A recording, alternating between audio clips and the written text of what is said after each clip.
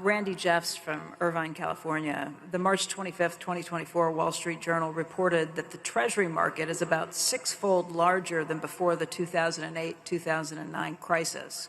Do you think that at some point in time the world market will no longer be able to absorb all of the U.S. debt being offered? Well, I would say the answer, of course, I don't know.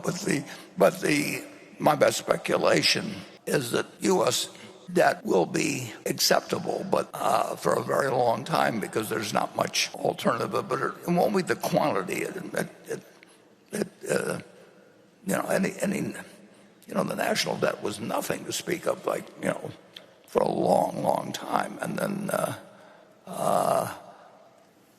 it won't be the quantity. It'll be whether, in any way, inflation would get let loose in a way that really threatened the whole world economic situation. And there really isn't any alternative to the dollar as a reserve currency. And you get a lot of people who give you a lot of speeches on that, but that really is the answer. And Paul Volcker worried about that back in before 1980.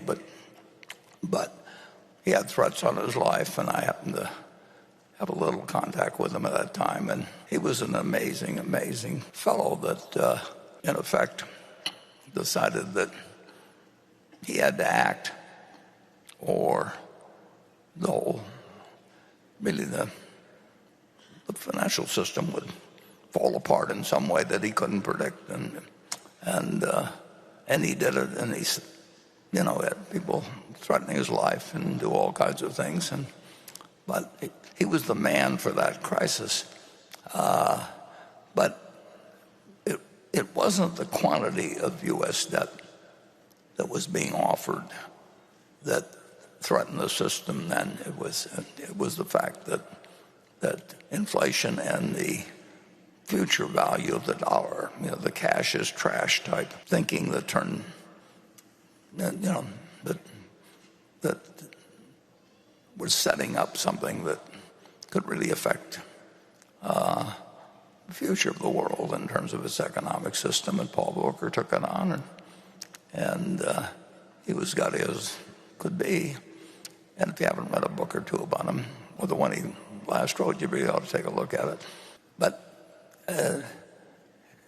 it is, I don't worry about the quantity.